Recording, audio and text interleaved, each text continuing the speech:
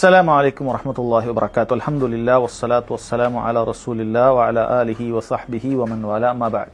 ബഹുമാന്യരായ സഹോദരങ്ങളെ, സഹോദരിമാരെ, ഒരുപാട് ആളുകൾ എന്നാണ് മുഹറം 9-ന്റെയും 10-ന്റെയും നോമ്പ് അനുഷ്ഠിക്കേണ്ടത് എന്നുള്ളത് ചോദിച്ചുകൊണ്ടിരിക്കുന്നുണ്ട്. അപ്പോൾ അതിൻ്റെ പ്രധാനപ്പെട്ട കാരണം ഇത്തവണ മാസപ്പിറവിയുമായി ബന്ധപ്പെട്ട് ഒരുപാട് ആശങ്കകൾ നമ്മുടെ നാട്ടിലുണ്ടായിട്ടുണ്ട്. ഇത് കാണുന്നതുമായി ബന്ധപ്പെട്ടിട്ടൊക്കെ നമുക്ക് മനസ്സിലാക്കാൻ സാധിക്കുന്നത്, നമുക്കിവിടെ ഇത്തവണ മുഹറത്തിൽ അത് തിങ്കളാഴ്ചയാണ് മുഹറം 10 വരുന്നത്. അതുകൊണ്ട് തന്നെ ഞായർ മുഹറം 9 താസുആവും 10 തിങ്കളാഴ്ചയുമാണ്.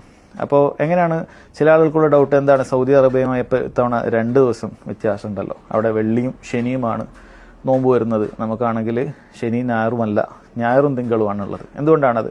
അത് നമുക്ക് മനസ്സിലാക്കാൻ സാധിക്കും. നമ്മുടെ ദുൽഹിജ്ജ തന്നെ, അതായത് ബലിപെരുന്നാളിൽ തന്നെ നമുക്ക് ശനിയാഴ്ചയാണ് ബലിപെരുന്നാൾ ഉണ്ടായിരുന്നത്. ദുൽഹിജ്ജ 10 ശനിയാഴ്ചയായിരുന്നു, അവർക്ക് അത് വെള്ളിയാഴ്ചയായിരുന്നു. അങ്ങനെ ഒരു ദിവസം ഓൾറെഡി നമ്മൾ പിന്നിലാണ് ഉണ്ടായിരുന്നത്.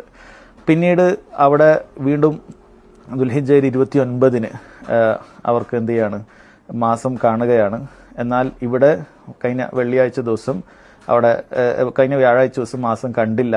അങ്ങനെ വെള്ളിയാഴ്ച ദുൽഹിജ്ജ 30 പൂർത്തിയാക്കുകയും മുഹറം 1 ശനിയാഴ്ച ആരംഭിക്കുകയാണ് ഉണ്ടായിട്ടുള്ളത്. അങ്ങനെ നോക്കുകയാണെങ്കിൽ ഈ വരുന്ന ശനിയാണ് 8ാമത്തെ ദിവസം, 9 ഞായറും 10 അത് തിങ്കളാഴ്ചയുമാണ്. അതുകൊണ്ട് നമുക്ക് ആ ദിവസം നോമ്പെടുക്കാം. ഇനി ചില പണ്ഡിതന്മാർ പറഞ്ഞതുപോലെ ഇത്തരത്തിലുള്ള മാസപ്പിറവിയുടെ ആരംഭത്തിൽ ഇഷ്കാലുണ്ടെങ്കിൽ അവർക്ക് ഒരു 3 ദിവസം നോമ്പെടുക്കാം. ഒരാൾ നാളെ ശനിയും ഞായറും തിങ്കളും ഒക്കെ നോമ്പെടുക്കുകയാണെങ്കിൽ അത് കുഴപ്പമൊന്നുമില്ല. കാരണം മുഹറം മാസത്തിൽ സുന്നത്ത് നോമ്പുകൾ വർദ്ധിപ്പിക്കുന്നത് ഏറെ ശ്രേഷ്ഠതയുള്ള മാസം കൂടിയാണ് എന്നുള്ളത് മനസ്സിലാക്കുക. അതല്ലാത്ത ആശങ്കകളൊന്നും നമുക്ക് ഈ വിഷയത്തിൽ ആവശ്യമില്ല എന്നാണ് മനസ്സിലാക്കുന്നത്. വല്ലാഹു അഅലം. വസല്ലല്ലാഹു അലാ നബീന മുഹമ്മദ് വഅലാ ആലിഹി വസഹ്ബിഹി വസല്ലം.